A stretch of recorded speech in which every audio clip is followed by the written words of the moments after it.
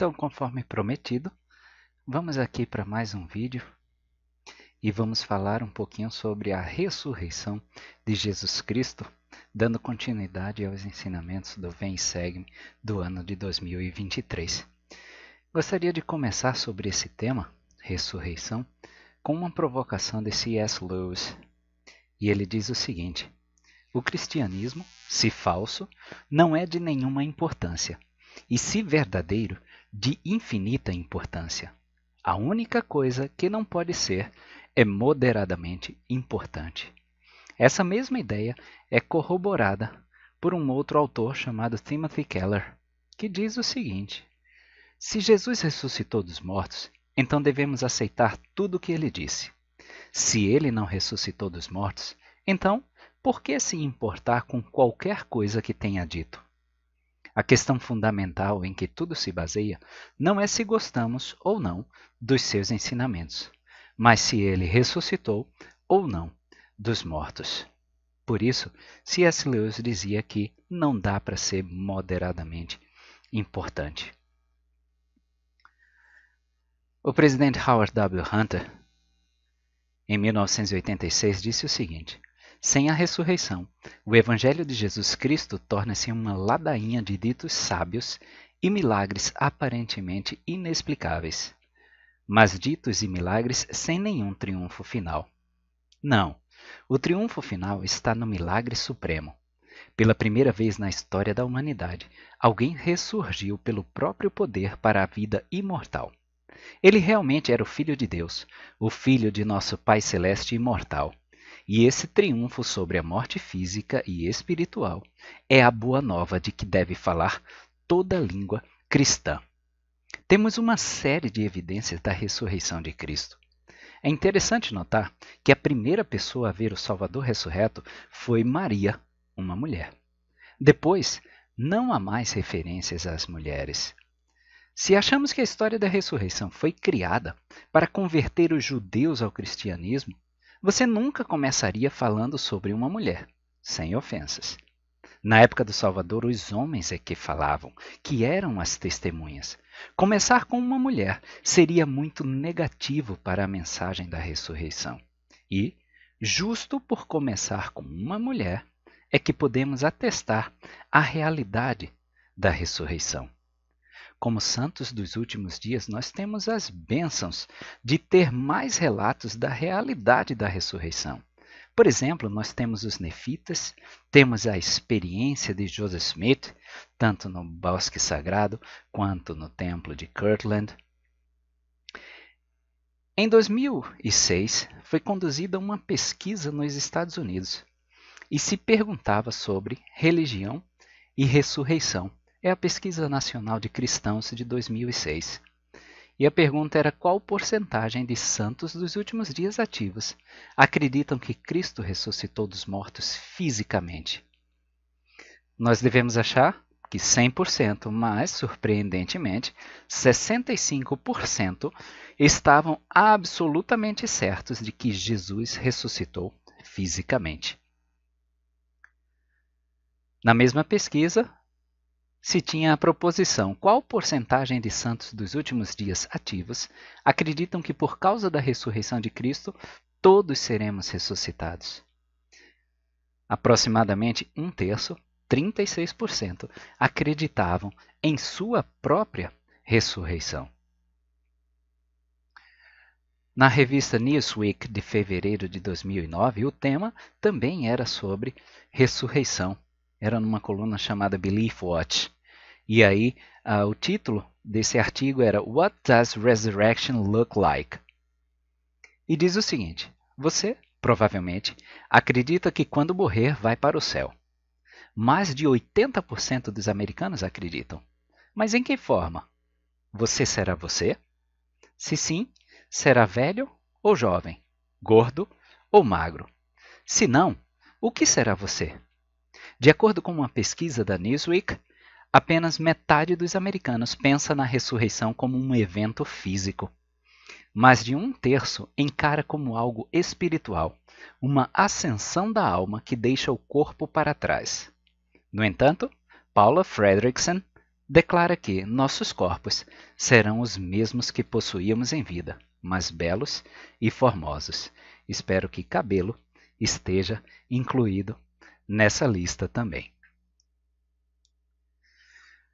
O elder Paul V. Johnson, em 2016, na Conferência Geral, falou o seguinte: cada um de nós tem limitações e fraquezas físicas, mentais e emocionais. Esses desafios, alguns dos quais parecem tão insolúveis agora, enfim, serão resolvidos. Nenhum desses problemas nos afligirá após ressuscitarmos.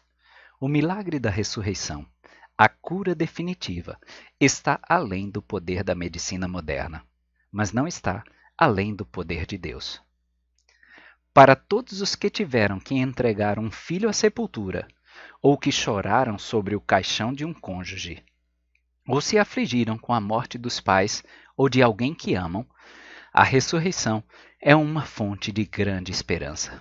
Que experiência poderosa será encontrá-los novamente, não apenas como espíritos, mas com um corpo ressurreto. Em Doutrina e Convênios 138:50, lemos o seguinte: porque os mortos consideravam o longo tempo em que seu espírito estava ausente do corpo como uma escravidão. Em Doutrina e Convênios 93, versículos 33 e 34, temos o seguinte: pois o homem é espírito, os elementos são eternos, e espírito e elemento inseparavelmente ligados recebem a plenitude da alegria. E quando separados, não pode o homem receber a plenitude da alegria. O elemento é o físico, ou seja, corpo físico, mas espírito é igual à plenitude da alegria. Uma razão correlata pela qual a Igreja de Jesus Cristo dos Santos dos Últimos Dias é excluída, por certas pessoas, da categoria de igreja cristã é o fato de acreditarmos, tal como os antigos apóstolos e profetas, em um Deus corpóreo, mas sem dúvida glorificado. Para aqueles que criticam essa crença baseada nas Escrituras, pergunto, ao menos retoricamente, se o conceito de um Deus corpóreo é ofensivo, por que as doutrinas fundamentais e, particularmente, características de toda a cristandade são a encarnação, a expiação e a ressurreição física do Senhor Jesus Cristo? Se ter um corpo é algo não apenas desnecessário, mas também indesejável para a Deus, por que o Redentor da humanidade redimiu seu corpo das garras da morte e do sepulcro, garantindo que ele jamais voltaria a separar-se de seu espírito, tanto nesta vida quanto na eternidade? Todo aquele que rejeita o conceito de um Deus corpóreo, rejeita tanto o Cristo mortal quanto o ressuscitado. Ninguém que afirme ser verdadeiramente cristão faria isso. Conforme dito pelo elder Jeffrey R. Holland, como santos dos últimos dias, ter um corpo físico em sua forma ressurreta é algo que todos devemos desejar. Até o Salvador não disse que estaria perfeito até o terceiro dia.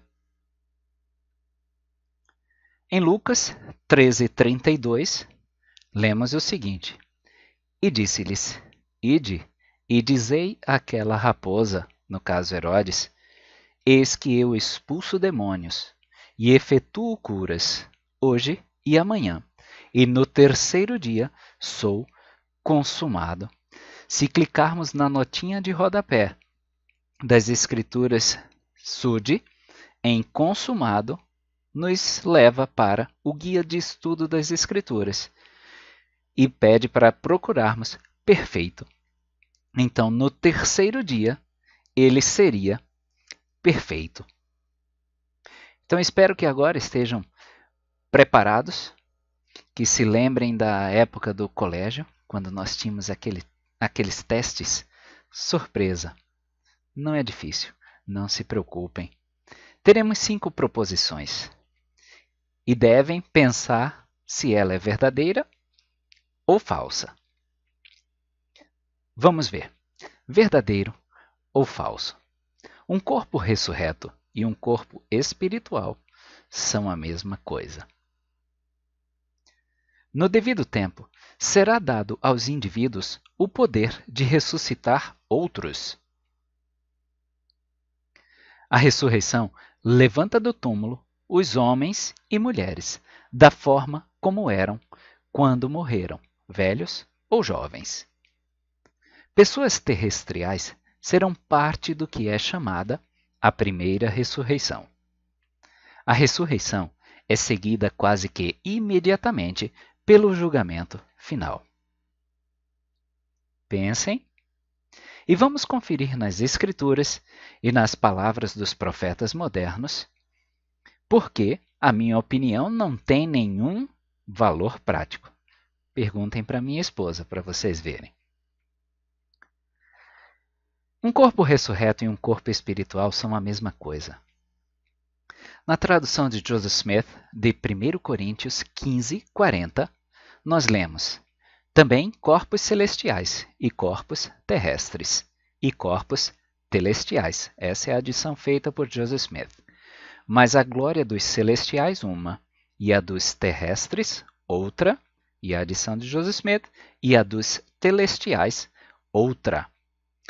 A palavra telestial, se procurarem, vai ser uma referência direta à doutrina dos santos dos últimos dias. É uma palavra exclusiva dos santos dos últimos dias. Continuando o discurso de Paulo sobre a ressurreição, vemos: uma é a glória do sol, e outra a glória da lua, e outra a glória das estrelas, porque uma estrela difere em glória de outra estrela. Assim também, a ressurreição dos mortos. Semeia-se o corpo em corrupção, ressuscitará em incorrupção. Semeia-se em ignomínia, ressuscitará em glória. Semeia-se em fraqueza, ressuscitará com vigor. Semeia-se o corpo natural, ressuscitará corpo espiritual. Há corpo natural e há corpo espiritual. Há uma diferença entre espírito e corpo espiritual. Pois apesar de morrerem, também tornarão a levantar-se um corpo espiritual. É o que lemos em Doutrina e Convênios 88:27. O profeta Joseph F. Smith, em 1917, disse o seguinte: depois da ressurreição dos mortos, nossos corpos serão corpos espirituais, mas serão corpos tangíveis, corpos que foram purificados, mas, no entanto, serão corpos de carne e ossos. Não serão corpos de sangue, não serão vivificados pelo sangue, mas pelo Espírito, que é eterno, e se tornarão imortais e nunca morrerão. Paulo declara que o corpo que será levantado será um corpo espiritual. Talvez, por isso, nós consigamos compreender a resposta da pesquisa dizendo que a ressurreição seria algo espiritual. Não entenderam bem a diferença entre espírito e corpo espiritual. Então, essa proposição, a primeira, é verdadeira. Segunda proposição: no devido tempo será dado aos indivíduos o poder de ressuscitar outros. Em João capítulo 10, versículos 17 e 18, o próprio Jesus Cristo diz: por isso o Pai me ama, porque dou a minha vida para tornar a tomá-la. Ninguém me tira de mim, mas eu de mim mesmo a dou. Tenho poder para a dar e poder para tornar a tomá-la. Este mandamento recebi de meu Pai. O presidente Brigham Young, segundo presidente desta dispensação, disse: Este povo supõe que temos todas as ordenanças em nossa possessão para a vida e a salvação, e que estamos administrando estas ordenanças. Não é o caso. Temos posse de todas as ordenanças que podem ser administradas na carne, mas há outras ordenanças e administrações que devem ser administradas além deste mundo. Sei que querem perguntar quais são elas. Direi uma. Não temos, nem podemos receber aqui, a ordenança e as chaves da ressurreição. O presidente Spencer W. Kimball, comentando sobre essa citação do elder e presidente da igreja Brigham Young, disse: as chaves serão dadas àqueles que passarem deste estágio de ação e receberem seus corpos novamente. Serão ordenados por aqueles que portam as chaves da ressurreição, para ir avante e ressuscitar os santos, assim como recebemos a ordenança do batismo e, depois, recebemos as chaves para batizar outros para a remissão dos pecados.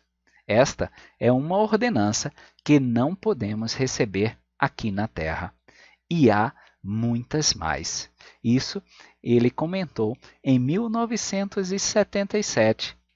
E o elder Dallin A. Oaks, em abril de 2014, na Conferência Geral, fez essa referência a essa citação do presidente Spencer W. Kimball. Em uma conferência geral há muitos anos, o presidente Spencer W. Kimball nos lembrou de que há outras chaves do sacerdócio que não foram concedidas ao homem na terra, incluindo as chaves da criação e da ressurreição. Então, a proposição é verdadeira sim, no devido tempo será dado aos indivíduos o poder de ressuscitar outros. Terceira proposição, a ressurreição levanta do túmulo os homens e mulheres, da forma como eram quando morreram, velhos ou jovens. O presidente Joseph Smith disse: em referência à ressurreição, meramente direi que todos os homens se levantarão dos túmulos como se deitaram nele, se velho ou jovem. Presidente Joseph F. Smith, em 1939, diz o seguinte: que glorioso pensamento é que nos encontraremos novamente com aqueles que nos despedimos daqui e vê-los-emos como eles são, a mesma pessoa que conhecemos, e nos relacionamos em nossa existência mortal, até mesmo as feridas na carne. Não que uma pessoa ficará sempre marcada por cicatrizes, feridas, deformidades, defeitos ou enfermidades, pois estas serão removidas em seu curso, em seu próprio tempo, de acordo com a misericordiosa providência de Deus. As deformidades serão removidas, os defeitos serão eliminados, e homens e mulheres alcançarão a mesma perfeição de seu espírito. Ficaríamos satisfeitos em permanecer para sempre na forma da enfermidade incidente com a idade? Não. A partir do dia da ressurreição, o corpo desenvolver-se-á até alcançar a perfeita medida e estatura do espírito, seja homem ou mulher. O corpo se levantará como foi deitado para descansar, pois não há crescimento ou desenvolvimento no túmulo. Como foi deitado, assim levantará. E mudanças até a perfeição virão pela lei da restituição. O presidente Joseph Fielding Smith, comentando sobre essas ideias do presidente Joseph F. Smith, disse o seguinte: enquanto ele, presidente Joseph F. Smith, expressa o pensamento de que o corpo se levantará da forma como foi deitado, também expressa o pensamento de que levará tempo para ajustar o corpo da condição de imperfeição. Isto, claro, é razoável, mas, ao mesmo tempo, a duração do período para que estes ajustes sejam feitos não durarão qualquer extensão de tempo. Presidente Joseph F. Smith nunca intentou dizer que o período seria de semanas ou meses para os defeitos serem removidos. Estas mudanças virão naturalmente, claro, mas quase instantaneamente. Então imagine como seria esquisito ver sua vozinha com quem você conviveu e teve sempre aquela imagem de uma senhorinha amável, de repente em seus 20 anos. Então será uma mudança gradual, pouco a pouco. E, como o aspecto de tempo não existirá na eternidade, será como num piscar de olhos. Então a proposição é verdadeira. Pessoas terrestriais serão parte do que é chamada a primeira ressurreição. Aí está um gráfico que pode ser encontrado em Doutrinas do Evangelho, no capítulo que trata da ressurreição e do julgamento.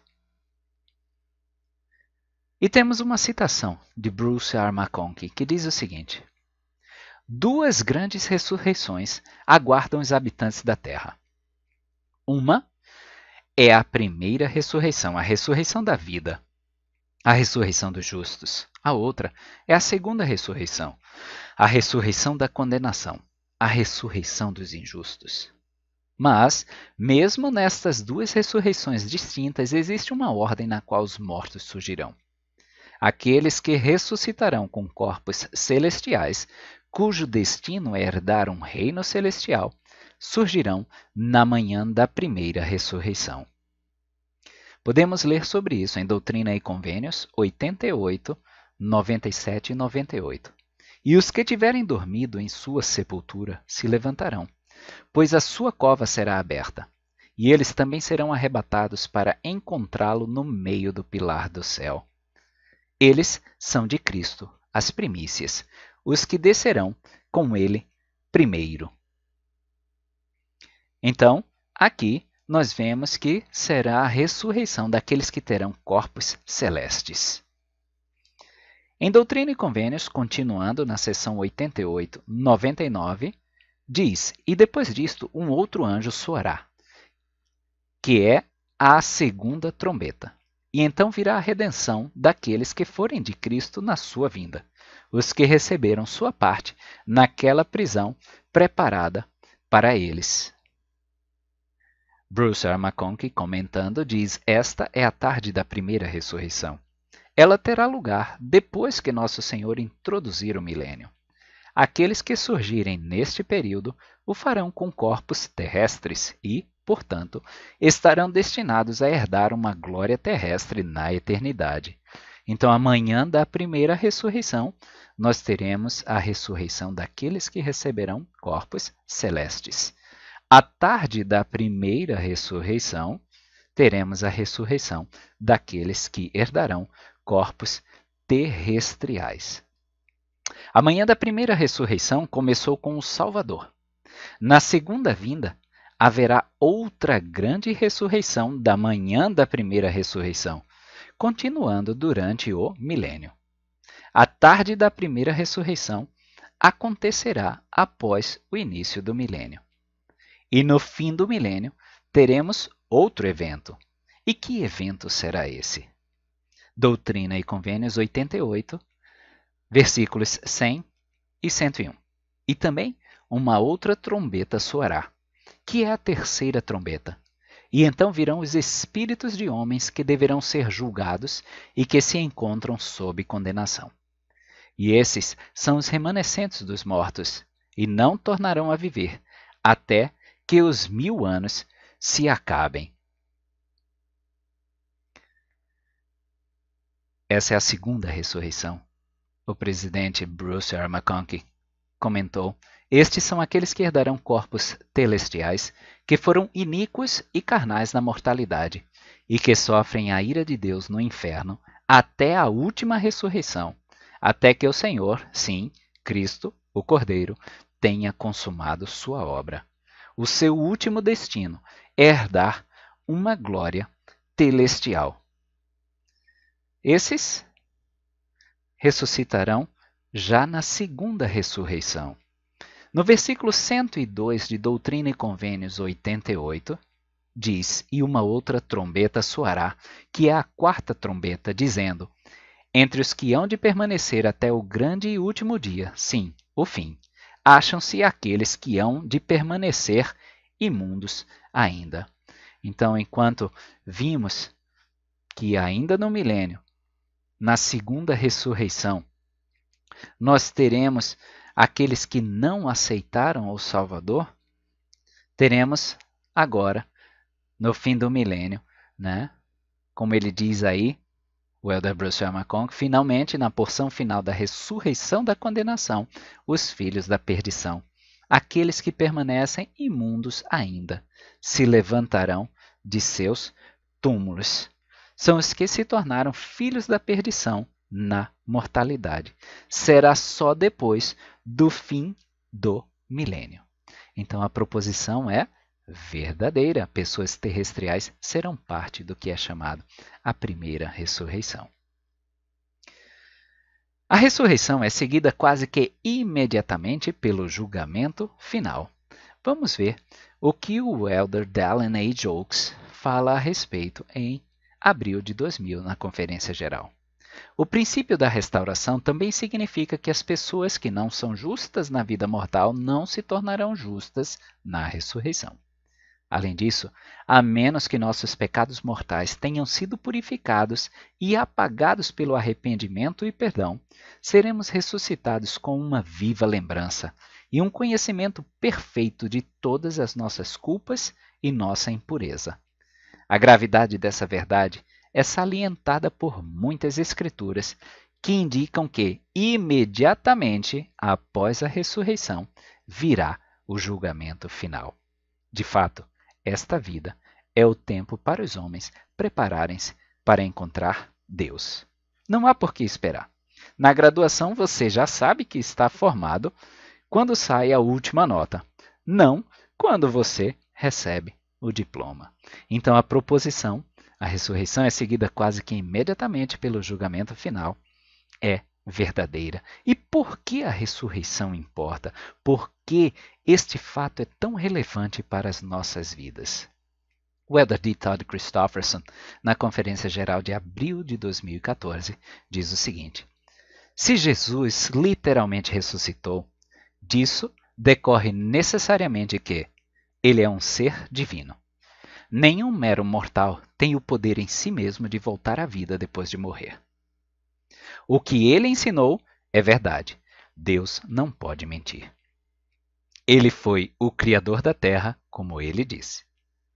O céu e o inferno são reais. Há um mundo de espíritos que ele visitou após sua morte. Ele voltará como os anjos disseram e reinará pessoalmente na terra. Haverá uma ressurreição e um julgamento final para todos. Devido à realidade da ressurreição de Cristo, o arrependimento de qualquer violação de sua lei ou de seus mandamentos tanto é possível como é premente. Os milagres do Salvador foram reais. Tendo em vista a realidade da ressurreição de Cristo, a morte não é nosso fim. Em nossa carne veremos a Deus.